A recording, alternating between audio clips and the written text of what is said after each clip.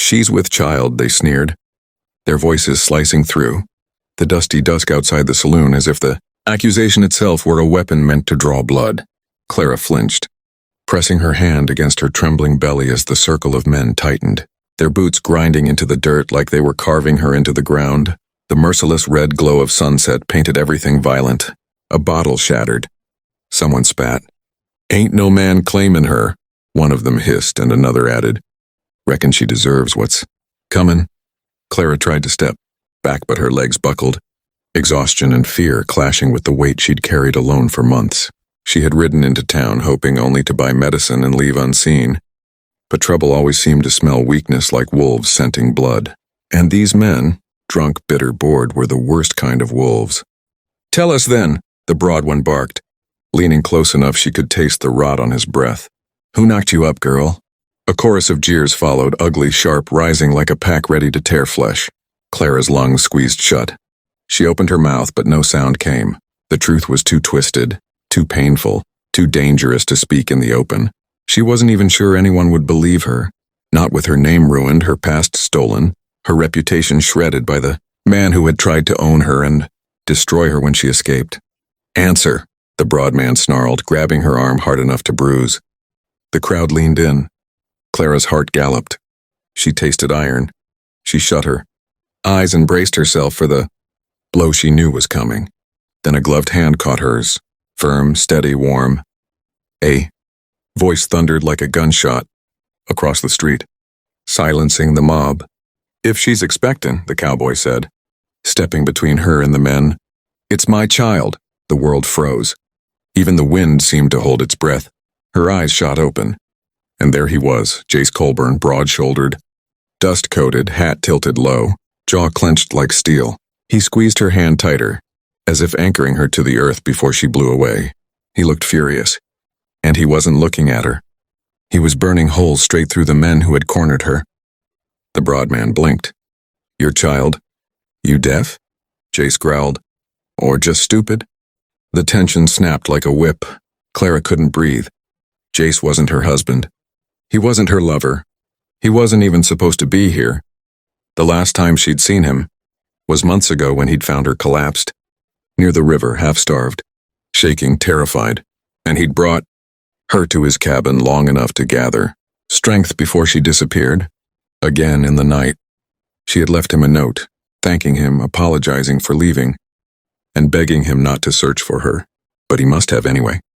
Because here he stood, eyes blazing with something too fierce to name, calling himself the father of a child that wasn't his. The men exchanged uncertain glances, the drunken bravado wobbling beneath the weight of Jace's steady stare. Everyone knew his reputation. Quiet, dangerous, loyal until death. The kind of man who rarely spoke, but when he did, he meant every word like a contract sealed in blood. "You lyin'?" One of them managed. Jace's gaze turned lethal. "You want to find out?"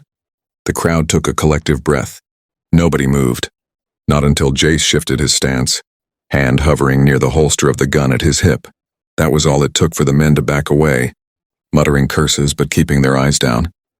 They scattered like rats before a storm. Clara stood trembling, the relief so sudden it hurt.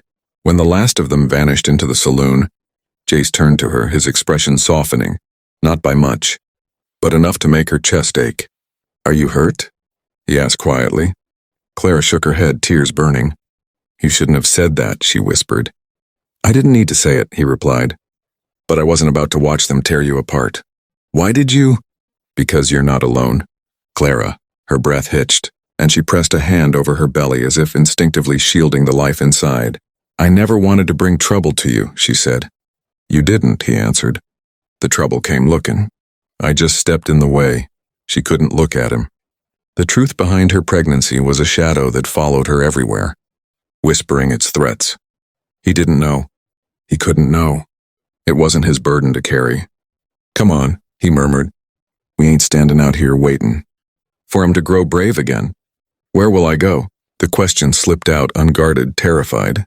"With me," he said without hesitation. "Until you're safe." Her throat tightened.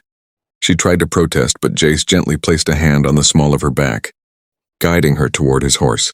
The touch was protective, not possessive. Kind, not pitying, furious on her behalf, not ashamed of her. And Clara, after months of running, months of fear, months of being hunted, by the man who claimed to own her, felt something she hadn't felt in a long time. Safe, she climbed onto the horse with his help, lowering her head as he mounted behind her, his arms bracketing her without ever crossing a line. "Hold on," he murmured. And she did, clutching the saddle, horn with one hand and the other, gripping his coat as the horse surged forward, and the lights of the saloon faded behind them. They rode in silence into the rising night. The stars blinked awake, sharp and cold overhead. Crickets whispered. The air smelled like sage and approaching winter. After a long while, Jace finally spoke. "That child," he said, voice low. "Who does it belong to?" Clara stiffened. She didn't answer. Couldn't. Her silence was enough. Jace exhaled through his teeth, as if the pieces fell into place and he didn't like any of them. "Is he still after you?" he asked. "Yes," Jace's muscles coiled. "Then he'll have to go through me first." Clara closed her eyes, and for the first time in months she slept. Jace's cabin came into view as dawn crawled across the world, washing everything in pale golden quiet.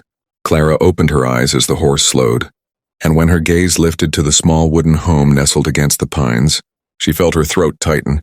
It wasn't grand. It wasn't impressive, but it felt like safety shaped into walls. Jace dismounted first before helping her down, his large hands careful on her waist. The instant her boots touched the ground, her legs trembled again, not from fear this time, but weariness sinking deep into bone. "Inside," Jace murmured gently, steadying her elbow. "You need rest." "I can help with chores," she said quickly, instinctively. "I'm not helpless." "Didn't say you were," he replied. "But you're tired. Ain't no shame in letting yourself breathe."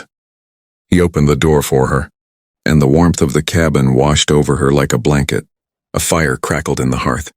The room smelled like cedar and coffee and something familiar she couldn't place. Maybe safety, maybe freedom, maybe the absence of cruelty. Clara paused just inside the doorway, a shiver running up her spine as memories clawed at her. Cold floors, locked rooms, a voice that dripped honey and poison in equal measure. Jace noticed the tension in her shoulders. "You're safe here," he said simply. "Ain't nobody breaking through that door." She nodded, pressing a hand to her belly. The baby stirred, a flutter beneath her ribs. Jace noticed that too. "How far along?" he asked.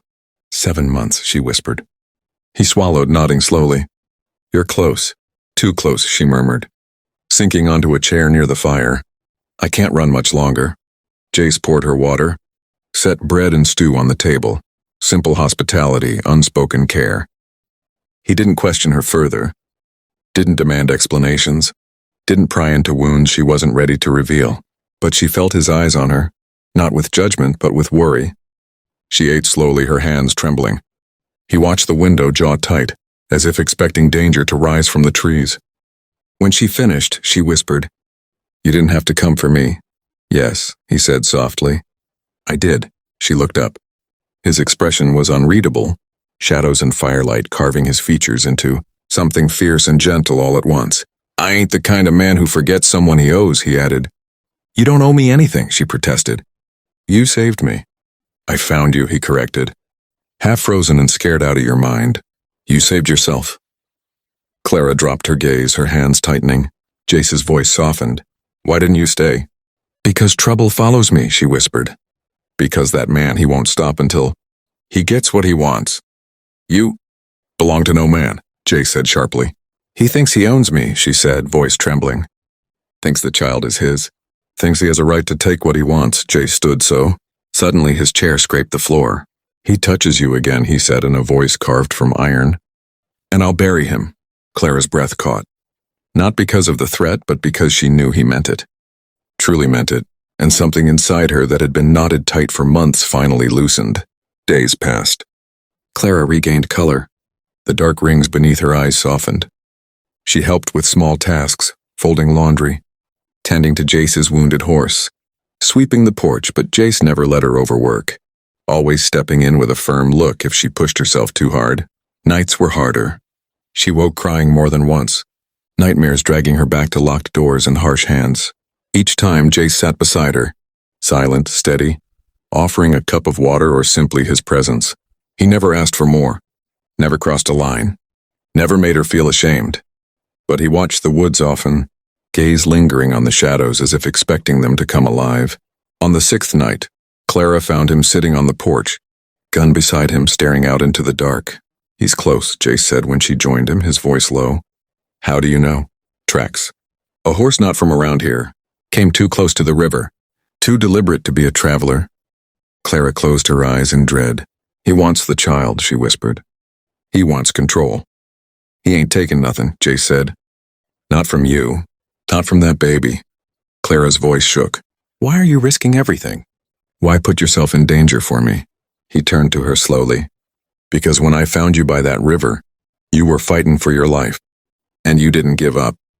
I ain't letting a man who breaks women think he can walk into my world and finish what he started." "Jace, you're not alone," he repeated firmly.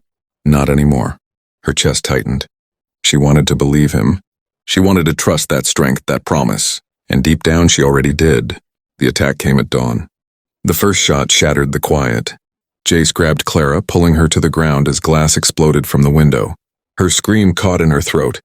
"Stay down," he ordered, storm in his voice, eyes blazing as he positioned himself between her and the danger. Footsteps thundered outside. A familiar voice called her name, dripping with fake sweetness and real malice. "Clara," he sang. "You can't hide from me." Terror ripped through her. Jace's hand tightened on his gun. "Don't listen," he whispered. Another shot cracked. Jace returned fire, driving the attackers back. The forest erupted with chaos, shouts, gunfire, splintering wood. Clara curled around her belly, trembling. Then she heard footsteps approaching the door. Slow, certain, taunting. "Jace," Clara whispered, panic choking her.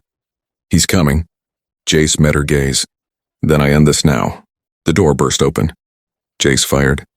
The man lunged.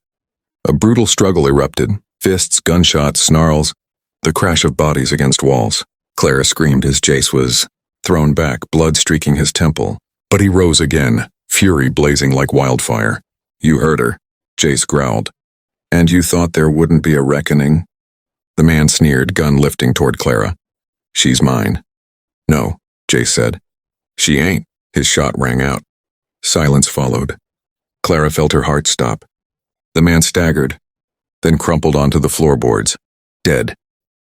Jace dropped his gun and rushed to Clara, gathering her shaking form in his arms. "It's over," he whispered, breath ragged. "You're safe." "He's gone." Clara sobbed against his chest, the weight of every terror collapsing all at once. "Jace, I don't know how to thank you." He held her tighter, burying his face in her hair. "You don't owe me thanks," he murmured. "I told you before. If you're expecting, it's my child. My responsibility, my fight, my family." Clara froze, tears clinging to her lashes. "You don't mean that." "I ain't ever said a thing I don't mean." His hand touched her cheek, thumb brushing gently across her skin. "I don't just want to protect you," he whispered. "I want to be here with you, for both of you." The baby kicked, a flutter between them. Clara exhaled a trembling, broken breath and leaned into him. For the first time, the future didn't terrify her. For the first time, she could imagine a life not shaped by fear but by hope, by safety, by the strength of a man who had chosen to stand beside her when the world tried to break her. Jace kissed her forehead softly. "You're home now," he whispered. "Both of you." Clara closed her eyes, letting the warmth of his words settle deep into her bones. Certain, unshakable and true, outside the dawn broke fully, flooding the world with light. And inside that cabin, a new life, a new family began.